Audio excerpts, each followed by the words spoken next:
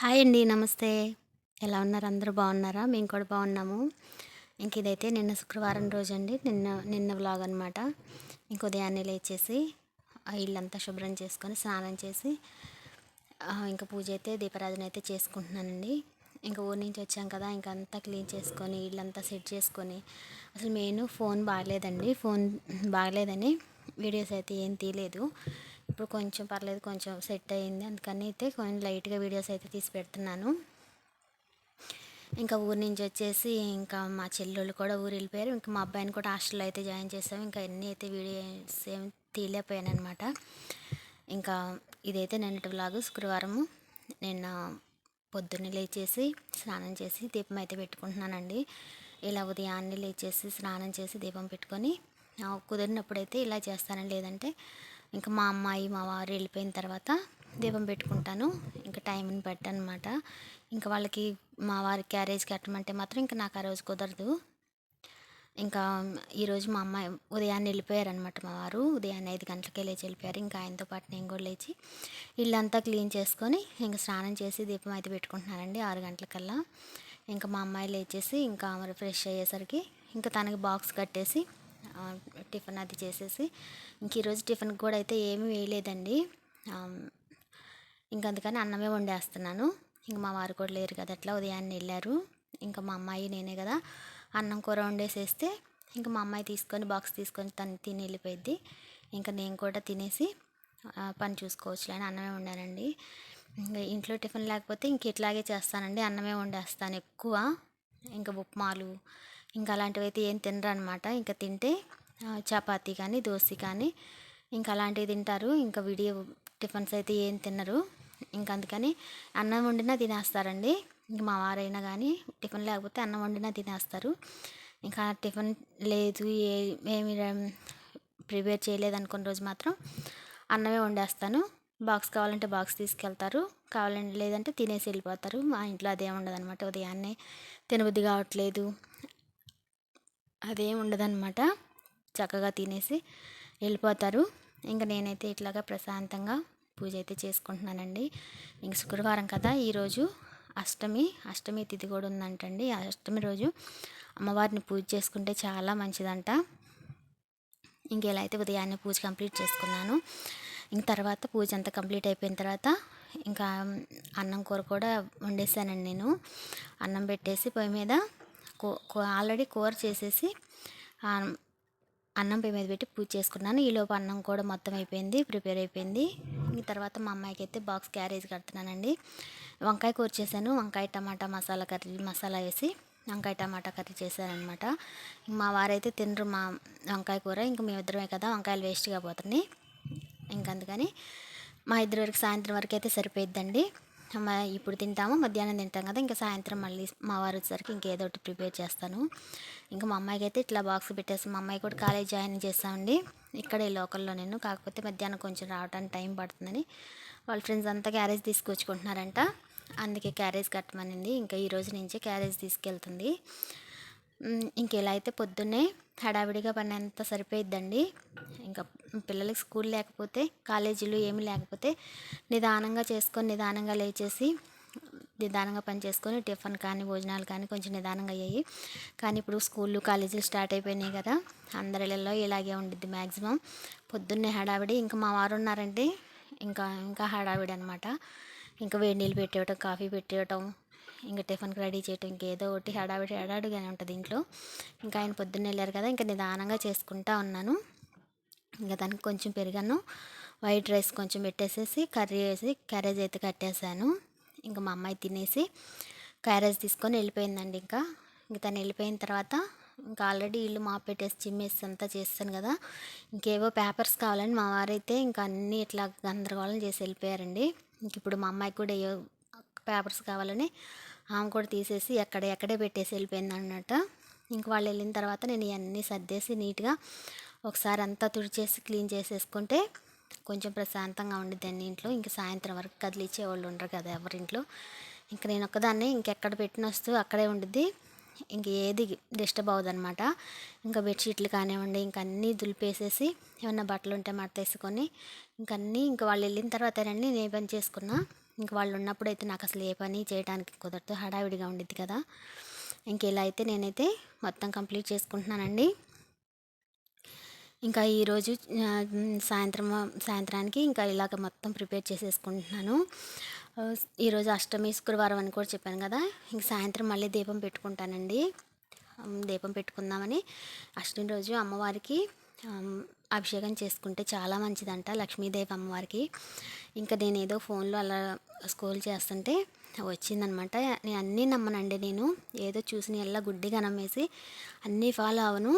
ఎవరైనా మంచి గురువులు చెప్తా ఉంటారు కదా, పెద్ద పెద్ద వాళ్ళు. ఇంకా వాళ్ళు చెప్తుంటే ఇంకేదైనా నా మనసుకి ఇది బాగుండిద్ది, మంచిదేమో, మంచి జరిగిద్దేమో అనుకుంటే వాళ్ళు చెప్పినట్లు కొంచెం ఫాలో అవుతాను. ఇంకా పూజక విషయానికి వస్తే మాత్రం నా మనసుకి ఎట్లా తోచితే అట్లా చేసుకుంటానండి. ఇది ఇట్లా చేస్తే భయపడాలేమో, ఇది అట్లా ఇది ఇట్లా అని మాత్రం ఏమీ భయపడినాను నేను. ఇదివరకు మాత్రం చాలా డౌట్స్ ఉండేవి, కానీ ఇప్పుడు అసలు అలాంటివి ఏం పెట్టుకోవట్లేదు. నాకు మనసుకి ఎట్లా ప్రశాంతంగా అనిపిస్తే అట్లా పూజ అయితే మొత్తం కంప్లీట్ చేసుకుంటాను. ఇంకా సాయంత్రానికి ఇంకా పూజకి కూడా మొత్తం రెడీ చేసుకుంటున్నాను అనమాట. ఇంకా రెడీ చేసుకునేది ఏముందిలేండి, ఇంకా ఏదన్నా చేస్తే ప్రసాదం ఏమన్నా చేయాలి, లేదంటే ఆవు పాలు ఉన్నాయి, ఆవు పాలైనా కాచి పెట్టేసేస్తాను, అదేముండదు. లక్ష్మీదేవికి ఆవు పాలు కాచి చల్లార్చి బెల్లం వేసి పెడితే కూడా చాలా మంచిది అంటారు. ఇంకా అట్లా కూడా ప్రిపేర్ చేసి పెట్టొచ్చులని అంత హడావిడిగా అయితే నేనేం లేనమాట.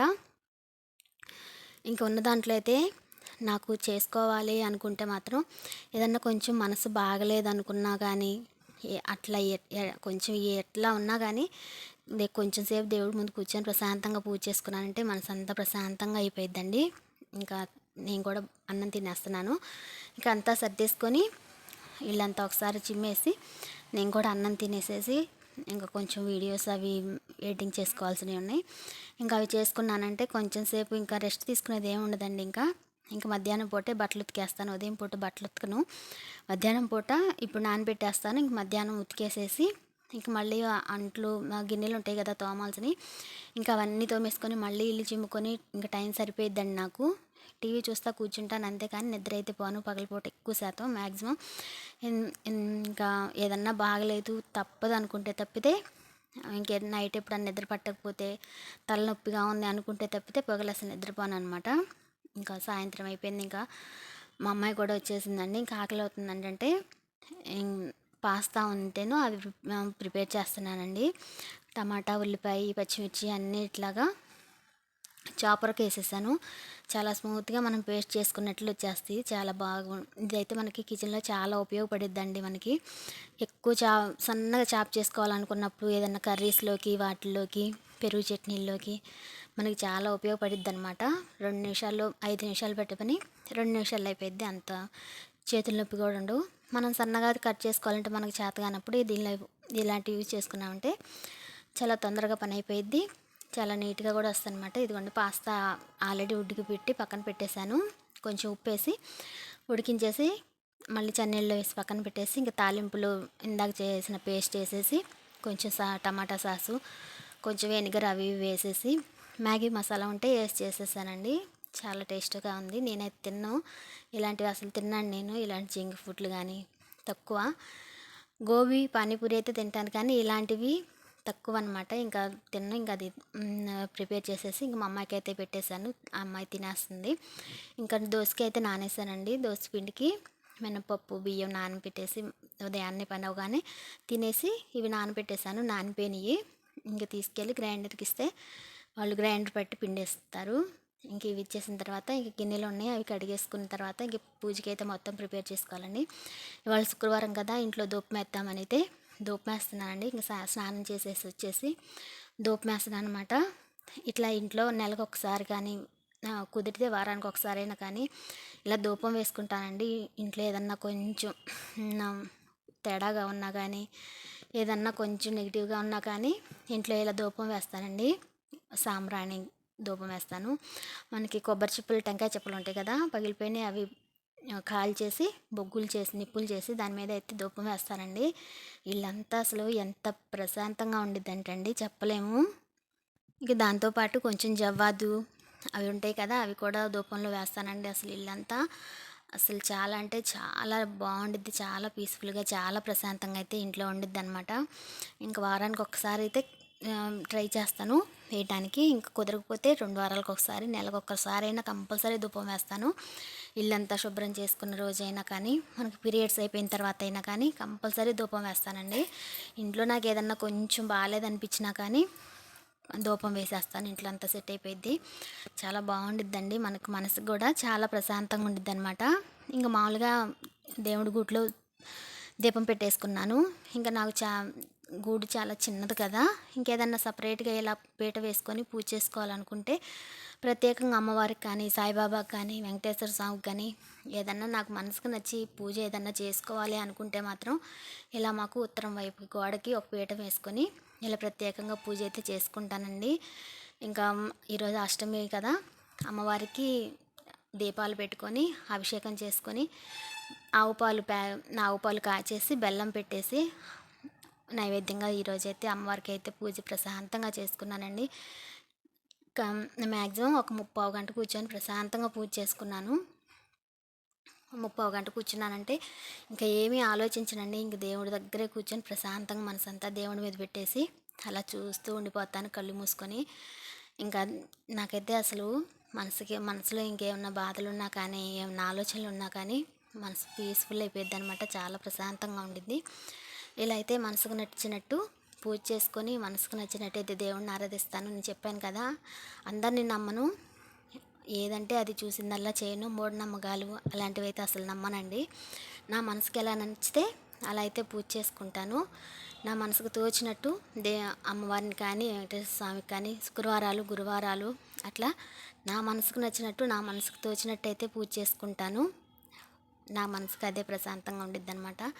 ఇలా కావాల్సినవన్నీ ప్రిపేర్ చేసుకొని అదే చేయాలి, ఇదే చేయాలి అని అనుకోను.